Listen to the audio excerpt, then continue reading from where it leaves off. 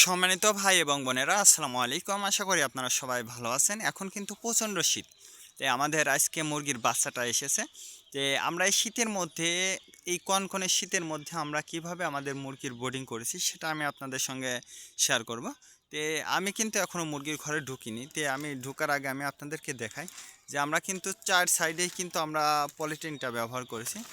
দেখেন, চার সাইডে কিন্তু পলিথিন। পলিথিনের পাশাপাশি আমরা দেখেন বাইরে কিন্তু আমাদের কিন্তু সালাটা দেয়া আছে, যেটা আমরা সালা নামে পরিচিত। সেই সালাটা কিন্তু আমরা কিন্তু দিয়ে দিয়েছি। আমরা এখন ঘরের মধ্যে আপনাদেরকে দেখাই, যেহেতু এখন পৌষ মাস, এই পৌষ মাসে কিন্তু প্রচণ্ড ঠান্ডা। আমি জানি না আপনাদের অঞ্চলে কি অবস্থা, কি পরিমাণ ঠান্ডা, কিন্তু আমাদের অঞ্চলে কিন্তু প্রচণ্ড ঠান্ডা। এই ঠান্ডার জন্যই কিন্তু আমরা এই মুরগিগুলোকে যেভাবে রাখছি, আমি আপনাদের সঙ্গে শেয়ার করছি। দেখেন, এই সাইডে কিন্তু কাগজ, এই সাইডেও কিন্তু কাগজ। আমি কিন্তু এখনও মূল ঘরের ভিতর কিন্তু প্রবেশ করিনি। যে আমি মূল ঘরের ভিতর প্রবেশ করব। দেখেন, এই সাইডেও কিন্তু কাগজ দেওয়া রয়েছে। দেখেন, আমরা কিন্তু কাগজের মার্কেট করে ফেলছি এক কথায়। তার কারণ আমাদের যেহেতু এখন শীত পড়তেছে, আমাদের ঘরটাও যদিও বোর্ডিং ঘর, তারপরেও কিন্তু প্রচণ্ড ঠান্ডা। আর এই ঠান্ডার মধ্যে কিন্তু বাচ্চাগুলো বিভিন্ন রোগের সংক্রমণটা কিন্তু দেখা দিতে পারে, আপনারা জানেন। আমাদের চার সাইডে দেখেন কাগজ দেয়া, চার সাইডেই কিন্তু কাগজ দেয়া আপনারা দেখতেছেন। চার সাইডে কাগজ দিয়েও কিন্তু আমরা পর্যাপ্ত পরিমাণ তাপ তুলতে পারছি না, তার কারণ এতটাই ঠান্ডা পড়ছে। তে যেহেতু চার সাইডে আমাদের কাগজটা দেয়া আছে, তারপরেও কিন্তু আমরা পুনরায় আবার কিন্তু আমরা বোর্ডিংটা, অর্থাৎ যে জায়গায় বাচ্চাটা রাখছি, সেটা কিন্তু আমরা পুরোপুরি কিন্তু ঢেকে রাখছি। দেখেন, আমরা দুইটা বোর্ডিং করছি। দুইটা বোর্ডিংয়ে কিন্তু আমরা পুরোপুরি কিন্তু ঘিরে রাখছি। তার কারণ উপরে কিন্তু আমরা কিন্তু কাপড় দিয়েছি, আপনারা দেখতেছেন এটা কিন্তু কাপড়। কাপড়ের উপরেও কিন্তু আমরা জায়গায় জায়গায় কিন্তু খবরের কাগজটা দিয়েছি। তারপরে কিন্তু আমরা মুরগিটা রাখছি। আমরা শীতের সময় যে ভুলগুলো আমরা করে থাকি, তার প্রধান যে ভুলটা, তে সেই প্রধান ভুলটা হচ্ছে আমরা পর্যাপ্ত পরিমাণ তাপমাত্রা দিতে না পারার কারণেই কিন্তু আমাদের মুরগিগুলো কিন্তু মারা যায়। দ্বিতীয়ত যে সমস্যা হয়, পানি জমা, পেটে পানি। এই পেটে পানি জমার প্রধান কারণই হচ্ছে আপনার মুরগির যদি পর্যাপ্ত পরিমাণ তাপটা না পায়, সেক্ষেত্রে কিন্তু আপনার মুরগির পেটে কিন্তু পানি আসবেই। এই জন্য আপনাকে নির্দিষ্ট পরিমাণ তাপের মধ্যে রাখতে হবে। তারপরে আমি আর একটা বিষয় দেখাই, যে আমরা কিন্তু বাল্বের আলো, এক কথায় আলোর বিষয়টা আমি আপনাদেরকে দেখাই। দেখেন, আমাদের কিন্তু চারটা ভাল্বে কিন্তু আমাদের কিন্তু জ্বলছে।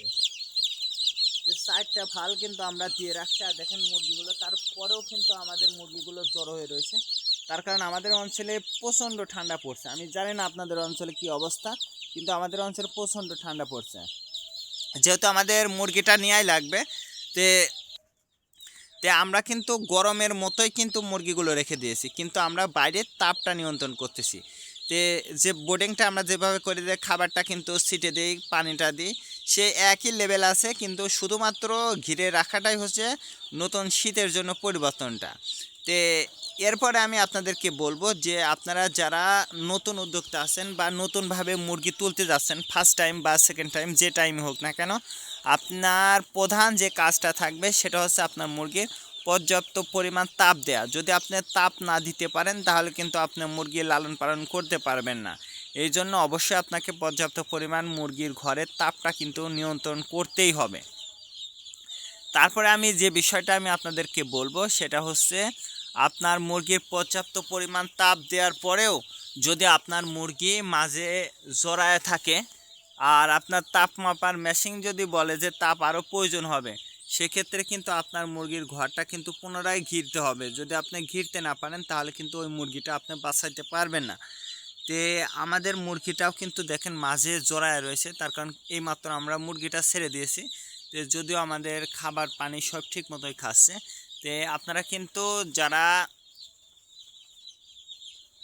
যারা নতুনভাবে খামার শুরু করেছেন, আমি আপনাদেরকে বলবো যে এই জড়তা হয়ে থাকাটা দেখে আপনি কখনো মনে করেন না যে আপনার মুরগিটা অসুস্থ আছে।